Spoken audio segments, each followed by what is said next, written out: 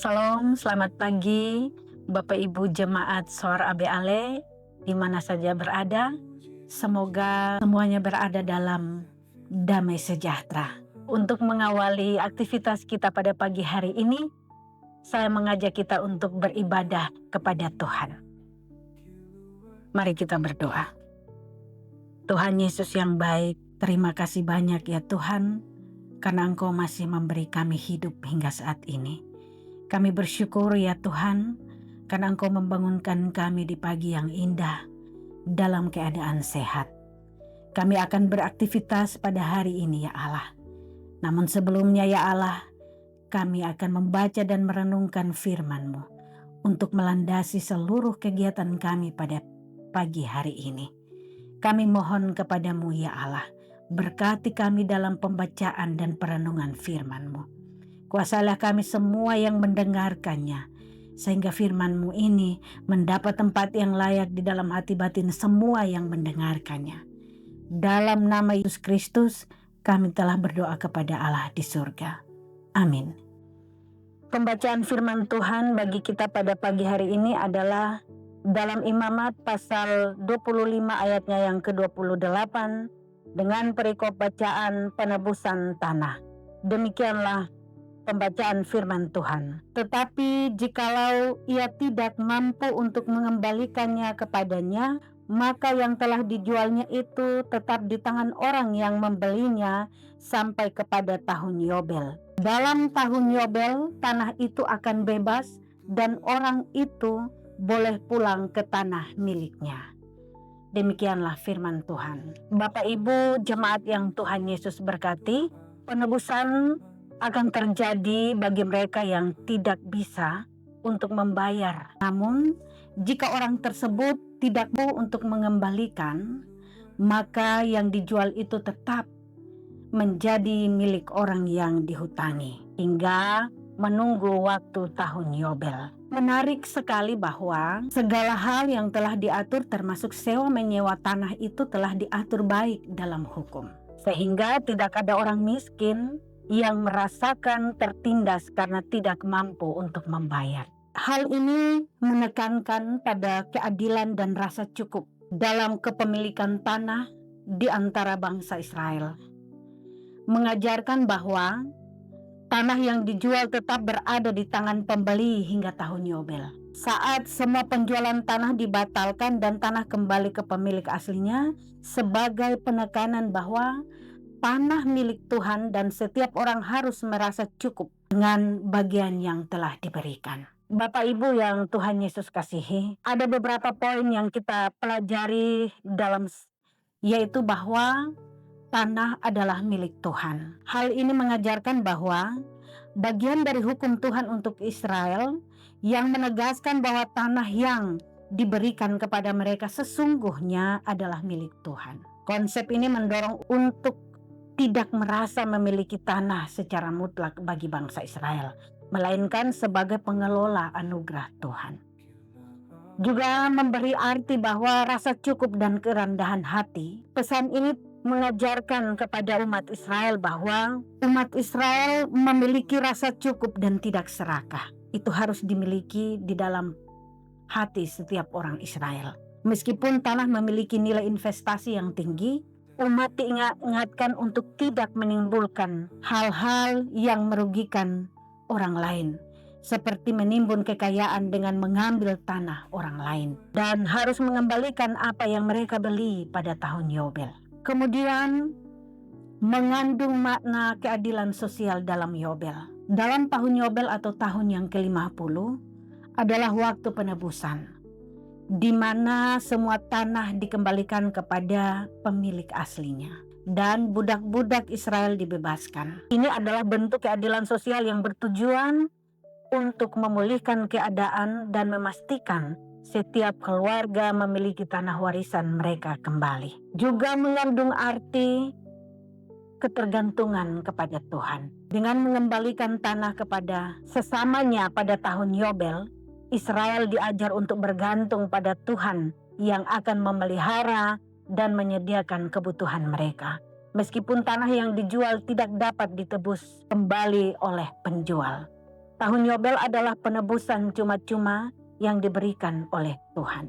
Bapak Ibu jemaat yang Tuhan Yesus kasihi, mendengar penjelasan ini, maka ada pertanyaan bagi kita. Bagaimana pandangan kita semua tentang sesuatu yang tidak bisa dikembalikan hingga menunggu tahun Yobel baru dibebaskan? Kita diajak untuk melihat setiap hal yang kita miliki, termasuk tanah, sebagai anugerah dari Tuhan dan tidak menjadi sumber sengketa atau keserakahan. Juga mengajarkan bagi kita untuk mengutamakan kesejahteraan orang lain. Hukum Yobel mengajarkan kita untuk tidak menumpuk kekayaan. Ketika kita membeli sesuatu, kita harus selalu ingat ada hak orang lain untuk menebusnya, karena itu bukan milik kita sepenuhnya. Dan juga mengajarkan kita tentang menemukan kedamaian dalam kecukupan.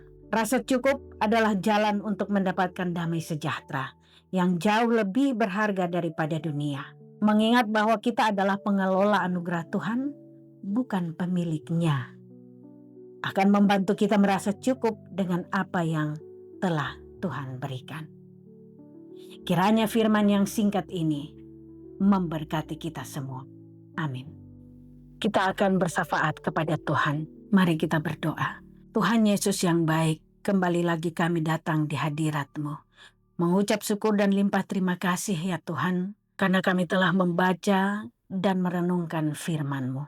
Kami mohon kepadamu ya Allah, kiranya Engkau yang menyempurnakan firman ini di dalam hati kami semua.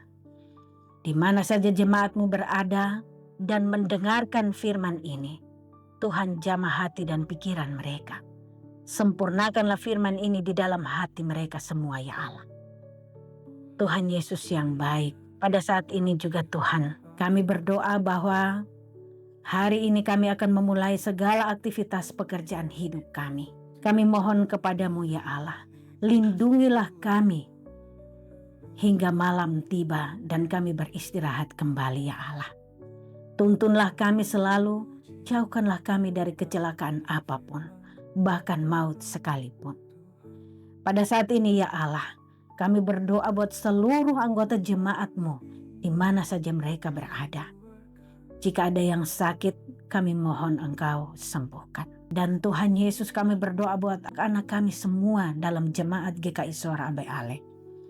Mulai dari yang masih berada di dalam kandungan hingga yang sudah dewasa, dalam masa pertumbuhan maupun di dalam masa pendidikan. Tuhan Yesus, Engkau berkati semua. Yang sudah bekerja, Tuhan berkati selalu. Berilah rasa takut akan Engkau di dalam hati kami semua, sehingga dalam aktivitas kami hari ini, kami bekerja dengan dilandasi rasa takut akan Engkau.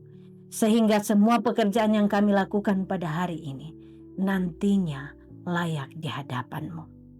Bapa kami yang di surga, tidak lupa juga kami berdoa buat hamba-hamba Tuhan, mulai dari Bapak Pendeta hingga seluruh majelis jemaat, Samas dan Penatua.